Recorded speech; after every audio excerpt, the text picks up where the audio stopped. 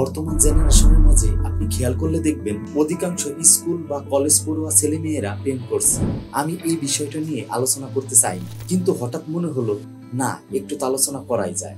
এদের মতে এরা সবাই ভালোবাসার জন্য পাগল হয়ে যাচ্ছে। তারা বলে তাদের নাকি সত্যিকারের প্রেম হয়ে গেছে।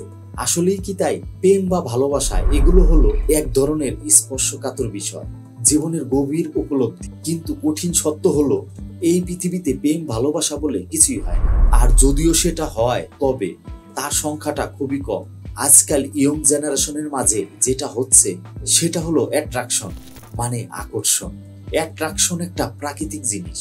আপনি ছেলে হলে মেয়েদের প্রতি হবে, আর মেয়ে হলে ছেলেদের প্রতি হবে, আর এই অ্যাট্রাকশনকেই ভালোবাসা নাম দিয়ে দেয়। আমি বলছি না সবাই এরকম, তবে এমন সংখ্যাটাই বেশি। ধরেন আপনার ক্লাসের একটা মেয়ে আপনাকে অনেক ভালোবাসে, এতে কি আপনার কোনো লাভ হবে? চলুন সেটা পরীক্ষা করি। আপনি সেই মেয়েটাকে একদিন ডাক দিয়ে বললেন, তোমার সাথে আমার কিছু কথা আছে। মেয়েটা তো তখন অনেক খুশি হবে। সে ভাববে আপনি হয়তো তাকে ভালোবাসার কথা বলবেন। কিন্তু আপনি তাকে বললেন, আমি জানি তুমি আমাকে অনেক পছন্দ করো, কিন্তু তুমি বোধহয় জানো না আমার কঠিন রোগ হয়েছে, আমি হয়তো আর বেশি দিন বাঁচবো না।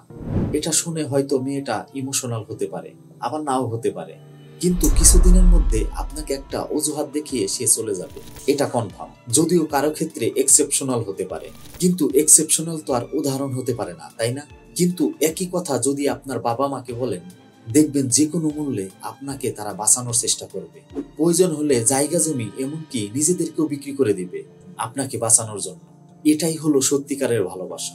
আজকাল অনেকেই অ্যাট্রাকশনকে লাভ মনে করে, আর এজন্যই তাদের নিজেদের জীবনকেও নষ্ট করে দিচ্ছে। এটা একটা মিথ্যা আবেগ, যা জীবনের মূল্যবান সময়গুলোকে কেড়ে নিচ্ছে।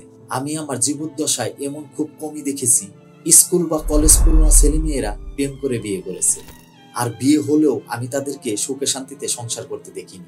এমন অনেক হয়েছে প্রেম করে বাবা মার অমতে বিয়ে করেছে, কিন্তু কয়েকদিন পরেই ডিভোর্স। এটার আসল কারণ আসলে একটাই, অ্যাট্রাকশনকে ভালোবাসা মনে করা।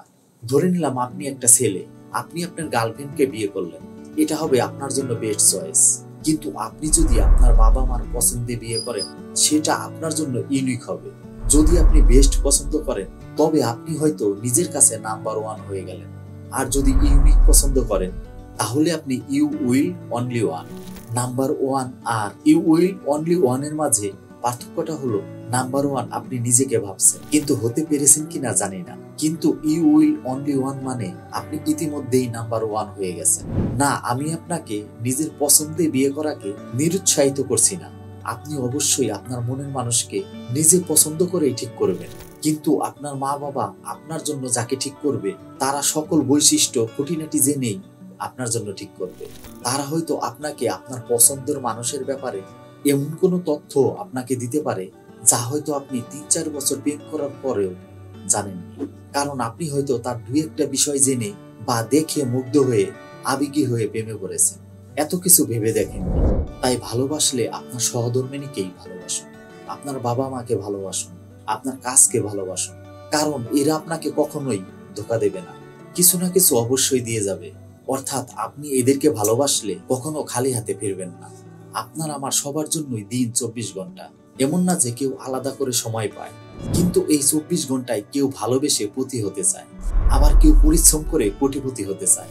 এখন আপনি ভেবে দেখুন আপনি কি হতে চান। যখন আপনার বন্ধু বান্ধব বা আত্মীয় স্বজনের সাথে দেখা হবে, তখন আপনাকে এটা জিজ্ঞাসা করবে না আপনার কয়টা গার্লফ্রেন্ড বা বয়ফ্রেন্ড ছিল, তারা এটা জিজ্ঞাসা করবে আপনি কত টাকা রোজগার করেন, আপনার যোগ্যতা কি। এটাই পৃথিবীর নিয়ম। লোকেরা কখনোই আপনার অবস্থা জিজ্ঞাসা করবে না, তারা আপনার আর্থিক অবস্থা জিজ্ঞাসা করবে। আমি আমার এক বন্ধুকে মোবাইলে বলতে শুনি, সে প্রমিস করে বলছে আমি তোমার সাথে সারা জীবন থাকবো। কিন্তু সত্য হলো কেউ কারো সাথে সারা জীবন থাকে না, যদি স্বার্থ না থাকে।